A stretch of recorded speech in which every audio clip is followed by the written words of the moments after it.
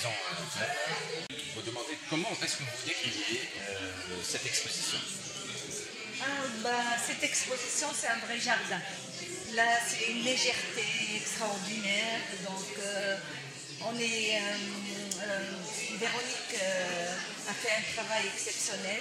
Donc, c'est une des expos qui se centre, accueille. Donc, on fait plusieurs manifestations par an. C'est un lieu public ouvert aux arts. Donc, plus particulièrement aux arts visuels et plastiques.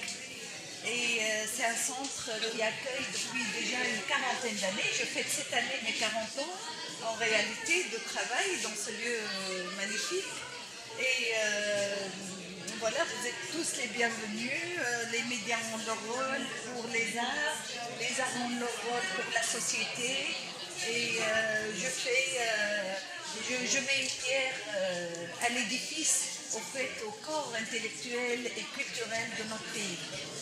Voilà, alors est-ce que vous comptez organiser dans le prochain futur une autre exposition qui va concrétiser la coopération culturelle entre la Tunisie et d'autres artistes étrangers?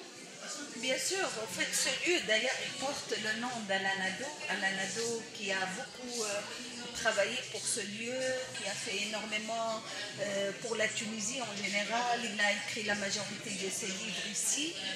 Depuis 2015, en fait, avant malheureusement son décès, donc la galerie a pris son nom. On est à l'espace art syndical, Gamma.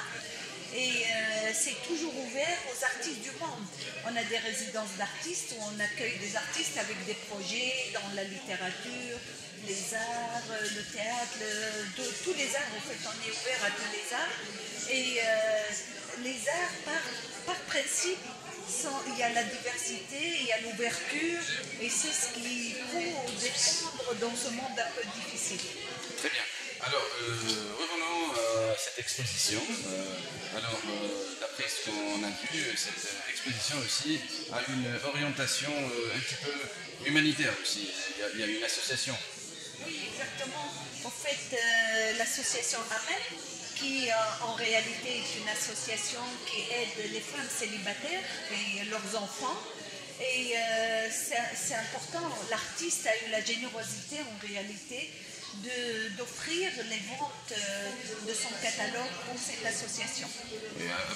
D'après ce qu'on voit, vous intégrez art et aussi aide aux associations. Est-ce qu'il y a d'autres associations dans le prochain futur qui seront concernées par une telle exposition? En fait, déjà, moi-même, j'ai créé une association avec un groupe d'amis qui s'appelle Femmes montrer le beau muscle après la Révolution, qui a œuvré énormément dans les régions, essentiellement à Foussena, à Samena, etc. On a fait une réhabilitation des tissages. Et il y a un livre, en fait, qui s'appelle Les tapis tunisiens, Paul Klee et les tapis tunisiens, et qui démontre en réalité l'importance de nos tapis qui ont influencé Paul Klee pour le mouvement d'abstraction. Toutes les associations sont les bienvenues ici.